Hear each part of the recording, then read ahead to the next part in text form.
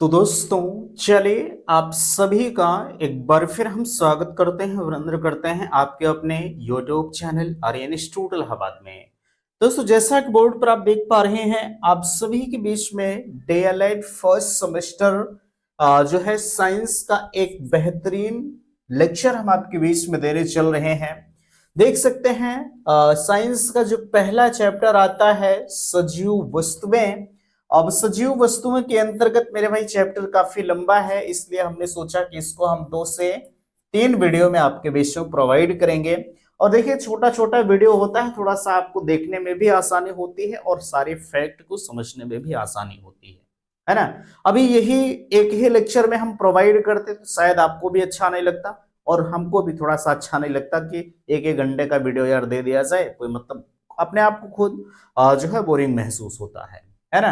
तो आप थोड़ा थोड़ा पढ़िए, लेकिन आप हर चीज को, हर टॉपिक को पढ़िए, ठीक है। सजीव वस्तुओं के अंतर्गत कहां से आपके बीच में जो है प्रश्न पूछे जाते हैं, देख सकते हैं। सजीव वस्तुएं का बेहतरीन कॉन्सेप्ट, परीक्षा में पूछे जाने वाले प्रश्न कौन कौन से हो सकते हैं इस सजीव वस्तुएं से। तो चलिए हम फाइनली इन सभी मुद्दों पर चर्चा करेंगे। देखिएगा, मैं आपको जरूर कहना चाहूंगा कि प्लीज आप सबसे मैं निवेदन करूंगा कि आपका फीडबैक मुझे नहीं मिलता मेरे भाई। फीडबैक आपका मेरे लिए महत्वपूर्ण होता है, क्योंकि आपके फीडबैक से मुझे लगता है कि हाँ, हमारे द्वारा जो चीजें आपके बीच में पढ़ाई जा रही हैं वो बेहतर तरीके से समझ में आ रही हैं, है ना। तो आप सब अपना फीडबैक मुझे अवश्य दीजिए कि हाँ, यहाँ से जो भी चीजें आपके बीच में दी जा रही हैं वो बेस्ट हो रही हैं या नहीं हो रही, ठीक है। तो चलिए देखिएगा, सबसे पहले आपके बीच में जो है चैप्टर का नाम ही सजीव वस्तुएं, मीन्स इसको हम कहें द लिविंग थिंग्स, ठीक है। अब सजीव वस्तुएं के बारे में आप खुद समझ सकते हैं, अगर एक शब्द में कहा जाए तो सजीव वस्तुएं किसे कहेंगे, ठीक है। पहला सवाल आपका बनता है, कंटेंट को पढ़िएगा। वह अभिव्यक्ति जिसे छूने मात्र से चेतना का एहसास होता है उसको हम क्या कहते हैं, सजीवता कहलाती है। जिन वस्तुओं में यह चेतना पाई जाती है वह सजीव वस्तुएं कहलाती हैं, ठीक है। अब यहां तक की चीजें जो है आपके लिए इंपॉर्टेंट हैं, ठीक है। अब मुझे बताओ, अब हम कहें जैसे कौन कौन सी वस्तुएं होती हैं जो सजीव होती हैं, तो मेरे हिसाब से आप चीजों को समझ गए होंगे। मैं आपको पूछना चाहूंगा, क्या ये जो मेरा पॉइंटर है ये क्या सजीव वस्तु है या निर्जीव वस्तु है? तो आप कहेंगे इसको छूने मात्र से चेतना थोड़ी ना पाई जा रही है ना। समझ रहे हैं? हाँ। आगे कहा जा रहा है, जैसे देख सकते हैं पेड़ पौधे हो गए, जंतु हो गए, क्योंकि इनमें सजीवता विद्यमान होती है। जीवन एक विशेष स्थिति की अभिव्यक्ति है, अर्थात एक प्रकार की शक्ति है। इसका हम केवल अनुभव कर सकते हैं, इसे हम न देख सकते हैं और न ही छू सकते हैं, ठीक है। वाकई में कहा से जीवन अमूर्त है, ठीक है। जीवन का होना या न होना केवल हम सजीव तथा निर्जीव पदार्थों में भेद करके बता सकते हैं। जीवन को एक शक्ति के रूप में माना जाता है। इन चीजों को छोड़िए, ये दुनिया भर का पचड़ा दिया गया है, ठीक है। तो यहां से देखिएगा, पृथ्वी पर पाए जाने वाले सभी पदार्थों को हम कितने वर्गों में विभाजित कर सकते हैं? 3 वर्गों में विभाजित कर सकते हैं। एक सजीव है, दूसरा निर्जीव है, तीसरा मृतक है, ठीक है। तो अभी ऊपर तो आपने चीजों को देख लिया कि हम सजीव वस्तु किसे कहेंगे, ठीक है। जिसमें जिन वस्तुओं में चेतना पाई जाती है उसको हम क्या कहेंगे, उसको हम सजीव वस्तु कहेंगे। अब यहां ध्यान दीजिएगा, अगर इसके अंतर्गत हम और आपसे कहें सजीव वस्तु, ठीक है। देखिएगा, लिविंग बींग्स किसको हम कहेंगे? कहा जा रहा है कि मनुष्य, हाथी, घोड़ा, बिल्ली, बंदर जो है विभिन्न पेड़ पौधे जब तक जीवित रहते हैं वे सजीव कहलाते हैं, क्योंकि इनमें वृद्धि हो गया, पोषण हो गया, श्वसन हो गया, प्रजनन एवं निश्चित जीवन चक्र आदि जीवन के कुछ सामान्य लक्षण पाए जाते हैं। अब मुझे बताओ भैया, अभी मनुष्य है, ठीक है। मनुष्य जब डेड हो जाता है तो वह निर्जीव हो जाता है, ठीक है। सेम कंडीशंस ये भी है, घोड़ा है, बिल्ली है, यानी मनुष्यों में क्या क्या पाया जाता? आप कहेंगे मनुष्य श्वसन करता है, ठीक है, प्रजनन करता है, इसकी एक निश्चित लाइफ साइकिल होती है, ठीक है, और इसमें वृद्धि पाई जाती है। ये अपना न्यूट्रिशन करते हैं। क्या जो निर्जीव होते हैं क्या वो ये सब करते हैं? नहीं करते हैं, है ना। अच्छा, ये सब चीजें आप खुद से बनाकर लिख सकते हो, इसमें मुझे ज्यादा समझाने की जरूरत नहीं है, लेकिन फिर भी अगर जो है सिलेबस में रखा गया है तो मैं आपके बीच में हर चीज को बताऊंगा, है ना। अगला देखिएगा, निर्जीव वस्तु किसे कहेंगे, जिसको हम नॉन लिविंग कहेंगे। जैसे हमारा मिट्टी है, बालू है, कोयला है, मोटर गाड़ी है, रेलगाड़ी है, विभिन्न धातुएं जो है विभिन्न पदार्थ जैसे नौसादा है, तूतिया है, फिटकरी है आदि निर्जीव वस्तुएं कहलाती है, क्योंकि इनमें जीवन के प्रमुख लक्षण जैसे पोषण है, श्वसन है, प्रजनन है, निश्चित जीवन चक्र इत्यादि पाए जाते हैं कि नहीं पाए जाते हैं। आप कहेंगे नहीं पाए जाते हैं, ठीक है। अरे ये सब कहाँ पाए जाते, ये सब तो सजीव में पाए जाते हैं, अब निर्जीव में ये सब थोड़ी ना पाए जाएंगे, क्योंकि यहाँ देख सकते हैं क्योंकि इनमें जो है जीवन के प्रमुख लक्षण जैसे पोषण है, श्वसन है, जो है प्रजनन है, निश्चित जीवन चक्र इत्यादि, यहाँ देखिए नहीं शब्द छिपा हुआ है ना। आप नहीं को ध्यान नहीं देते हो, वैसे आप भविष्य के भावी शिक्षक को, आप इन चीजों को ध्यान दोगे मुझे पता है, और निर्जीव वस्तु को आप बेहतर तरीके से जानते भी होगे, समझते भी होगे, है ना। अब जैसे रेलगाड़ी, मोटर गाड़ी, जहाज आदि में गति के लिए बाहरी स्रोत से शक्ति प्रदान की जाती है। ऐसा मत समझिएगा कि हम जो गाड़ी चलाते हैं वो सजीव है, नहीं। उसमें हम जब, आप बताओ भैया, जब हम डीजल पेट्रोल नहीं डालेंगे तो जहां हमारा डीजल खत्म हो, जहां हमारा पेट्रोल खत्म हो, गाड़ी वहीं बंद हो गई, है ना। या वही कहा जा रहा है बाहरी स्रोत से शक्ति प्रदान की जाती है। तुतिया तथा फिटकरी के रवे में वृद्धि बाह्य कणों में के जमने से होती है, ठीक है, जिसे बाह्य वृद्धि कहते हैं, ठीक है। अच्छा, ये ऊपर की चीजें तो आप समझ गए होंगे। अब यहाँ एक शब्द आता है हमारा मृतक, जिसको हम डेड कहते हैं, ठीक है। प्रत्येक जीवधारी का एक निश्चित जीवन अवधि होती है, जैसे हम मनुष्यों की एक निश्चित जीवन अवधि होती है, ठीक है। अब ये बेशक ये कोई 10 साल में एक्सपायर हो जाए, कोई 20 साल में हो, ठीक है, ये अलग का मामला, लेकिन हम फैक्ट को समझेंगे, ठीक है। आज का जो जीवन चक्र है, लोग 70, 75, 80 साल चलना लोगों का दोभर हो गया, क्योंकि हमारे खान पान काफी अलग हो गए हैं। हम लोग अब तो यार देखा जाए, ये जो हमारी गोबर की खाद होती है, ये तो कोई खेत में डालता ही नहीं है ना।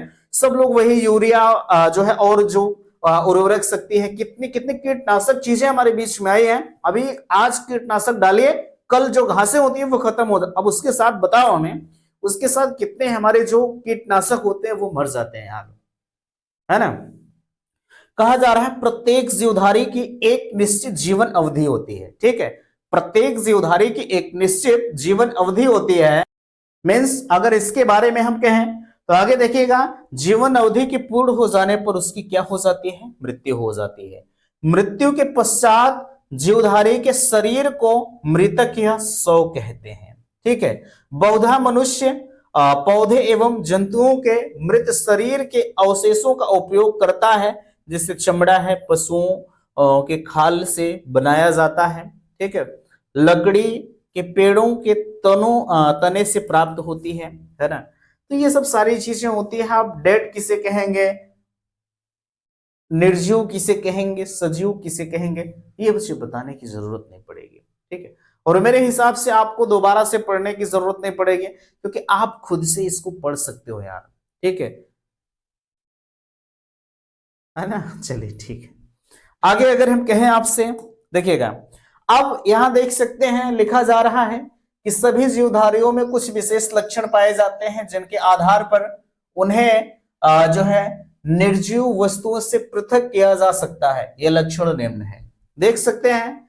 पहला कहा जा रहा है निश्चित आकार एवं माप, ठीक है। उसकी संरचना हो गया, शारीरिक संगठन, अभी आगे हम एक एक चीजों को डिफाइन कर रहे हैं, है ना, बेहतर तरीके से है। चौथा है उपापचय है, जिसको हम मेटाबॉलिज्म कहते हैं। रिस्पिरेशन है, न्यूट्रिशन है, ग्रोथ है, एक्सक्रीशन है, जो मूवमेंट है, ठीक है, सेंसिटिव एंड जो एडॉप्टेशन है, रिप्रोडक्शन एंड लाइफ साइकिल है, ठीक है। ये चीजें आपको पढ़ना है। अब यहाँ क्या कहा गया है, इनको हम कैसे देख सकते हैं। कहा जा रहा है कि सभी जीवधारियों के कुछ विशेष लक्षण पाए जाते हैं, जिनके आधार पर उन्हें निर्जीव वस्तुएं से पृथक किया जाता है। यानी सजीव के लक्षण निर्जीव की अपेक्षा अलग होते ही हैं यार, ठीक है। अरे का सजीव निर्जीव में मुझे बताओ, निर्जीव में रिस्पिरेशन थोड़ा पाया जाएगा, पोषण थोड़ा पाया जाएगा, ये सब नहीं पाया जाएंगे, ठीक है। अब एक एक चीजों को पढ़े।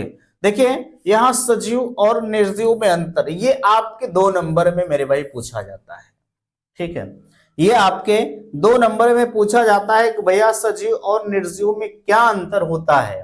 ठीक है, अब आप समझिएगा, ये साहित्य पब्लिकेशन की पूरी बुक है जो कि मैं आपके घर तक आपको भिजवाने का प्रयास कर रहा हूं। ठीक है, अगर आपको बुक चाहिए तो आप मुझे व्हाट्सअप करिएगा, नंबर आप नोट कर सकते हैं 94 52 33 10 53, ये कॉन्टेक्ट नंबर है, आप इस नंबर पर हमसे संपर्क कर सकते हो। ठीक है, चलिए आगे अगर हम आपसे कहें, देख सकते हैं लिखा जा रहा निश्चित, अभी ऊपर मैंने निश्चित और निश्चित आकार एवं माप की बात किया था। ठीक है, जो सजीव के लक्षण है, सजीव वस्तुओं की आकृति एवं आकार निश्चित होता है।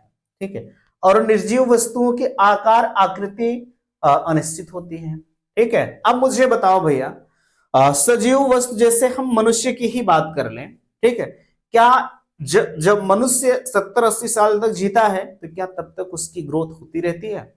नहीं, उसकी ग्रोथ नहीं होती है। क्या पूरे लाइफ टाइम जो है हमारा ये हाथ बढ़ता रहेगा? नहीं बढ़ेगा। हमारी हाइट पूरे लाइफ टाइम नहीं बढ़ेगी, है ना, इसको ध्यान दीजिएगा। और यहां इसकी हमारे जो सजीव हैं, ठीक है, सजीवों की जो आकृति है और आकार है ये दोनों निश्चित होता है, बट निर्जीव वस्तुओं की आकृति एवं आकार जो है अनिश्चित होती है। ठीक है, अगला देखिएगा। अच्छा, ये अनिश्चित क्यों होता है, ध्यान दीजिएगा, क्योंकि अभी हम ये इस आकार में, ये निर्जीव वस्तु, इसको हम काट रहे, इसका आकार बदल गया, है ना। आपके मन में आ रहा होगा भैया कैसे निश्चित होता है, ये पॉइंटर है, अभी इसको हम आधे पर से काट दे, आकार बदल गया कि नहीं बदल गया, यही होता है। ठीक है, और हम इंसान को थोड़ी काटेंगे, किसी सजीव को थोड़ी काटेंगे, है ना। अगला देखिएगा, कोशिकीय संरचना। सजीवों का शरीर एक अथवा अनेक कोशिकाओं से बना होता है। ठीक है, कोशिका में जीव द्रव्य पाया जाता है। अब यहां देखिएगा, निर्जीवों का शरीर कणों अथवा विभिन्न भागों से जुड़कर बना होता है, इनमें कोशिकीय संरचना नहीं पाई जाती।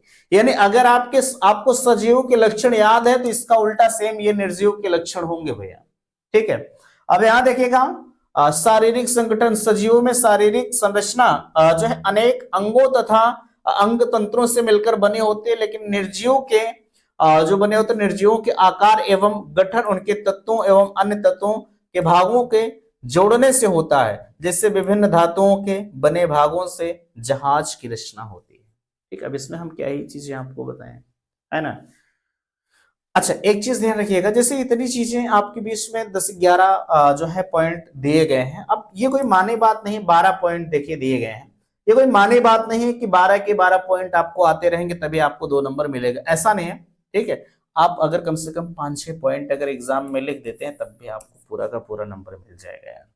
ठीक है, अगला चलिएगा, थोड़ा सा इसको हम नीचे लेते हैं, देखिए, चलिए देखिएगा, अगला आपसे कहा जा रहा है मेटाबॉलिज्म। ठीक है, ध्यान दीजिएगा, अगर हम इसकी बात करें तो सजीवों में जो है रचना एवं विघटनात्मक क्रियाएं हर समय होती रहती हैं, लेकिन निर्जीवों में कोई भी मेटाबॉलिज्म प्रक्रिया नहीं होती है।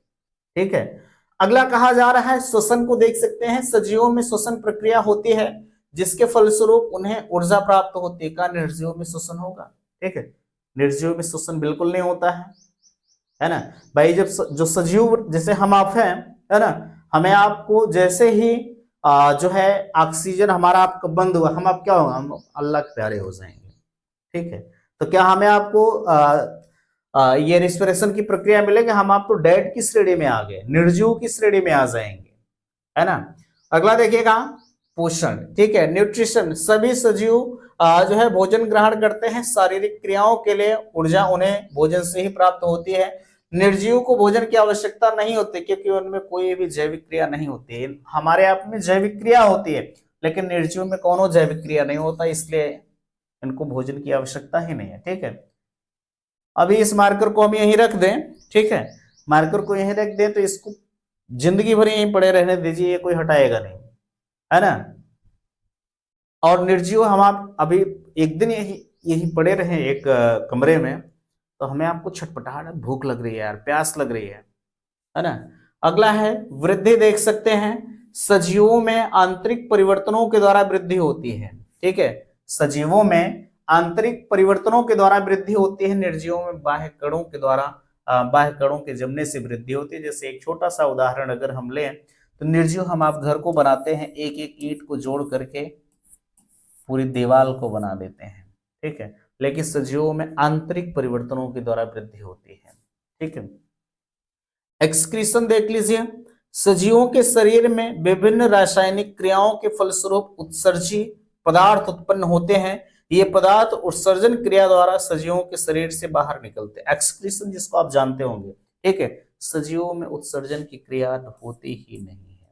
ठीक है, अगला है सजीवों में आंतरिक शक्ति के कारण गति होती है। ठीक है, लेकिन निर्जीव में क्या गति करते हैं हम, आप जब जैसे बस उससे चलते होंगे, ट्रेन से चलते होंगे, ऐसा लगता है कि पेड़ चल रहे हैं, है ना, ये फीलिंग आती है। लेकिन अब हम आप जानकार हो गए, लेकिन पहले जब आप छोटे रहे होंगे तो आप उस समय के विचार करिएगा, तो आपको लग रहा था अरे यार पेड़ तो चल रहे हैं हमारे साथ, है ना, लेकिन वो चलते नहीं थे। वो जब ट्रेन चलती थी, बस चलते थे, तो ऐसा प्रतीत होता था। लेकिन जो हकीकत है, सजीवों में आंतरिक शक्ति के कारण मूवमेंट, गति पाई जाती है, लेकिन निर्जीवों में इस प्रकार की गति नहीं होती है। उनमें केवल बाह्य शक्तियों के कारण गति होती है। जब हम आप धक्का लगाकर किसी चीज को ले जाते हैं तब उसमें मूवमेंट पाया जाता है। अब स्वतः वो कोई गति नहीं कर पाएगा, है ना। 10वां है, देख सकते हैं संवेदनशीलता।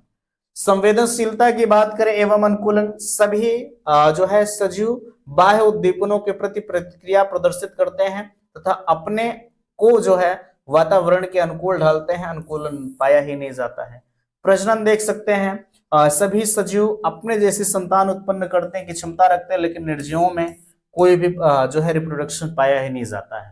ठीक है, मनुष्य मनुष्य के समान पैदा करेगा, जानवर जानवर के समान, यानी हर जीव जो है अपने समान बच्चे पैदा करने की क्षमता रखते हैं, लेकिन जो है निर्जीव में ऐसा कुछ नहीं पाया जाता है। हमारे आपकी एक निश्चित जीवन अवधि होती है, लेकिन इनमें जो है कोई जीवन चक्र पाया ही नहीं जाता है ना। चलिए, अच्छा पूरा आपके बीच में हो गया। अच्छा हाँ, हो गया भैया, ठीक है। तो मुझे लगता है कि आपको ये लेक्चर जो है जरूर पसंद आया होगा। हालांकि बहुत बड़ा मैंने नहीं रखा, है ना, महज मुझे लगता है कि 10 से 15 मिनट का वीडियो रहा होगा, लेकिन फिर भी आपके लिए यह लेक्चर कहीं ना कहीं बेस्ट साबित होगा। यहाँ जो मैंने आपके बीच में बताया है, ध्यान दीजिएगा इस चीज को। ठीक है, जो यहाँ सजीव और निर्जीव के लक्षण की जो बात हमने किया है, ये आपकी परीक्षा की दृष्टि से इंपॉर्टेंट है ना। परीक्षा में ये प्रश्न पूछे जाते हैं, इसको आपको समझने की जरूरत है, ये आप मिस नहीं करेंगे। ठीक है, बाकी अगर आपको वीडियो पसंद आया होगा तो प्लीज आप सब अपना फीडबैक मुझे अवश्य दीजिएगा। मिलते हैं आपसे नेक्स्ट अगले वीडियो में, तब तक के लिए थैंक्स, धन्यवाद।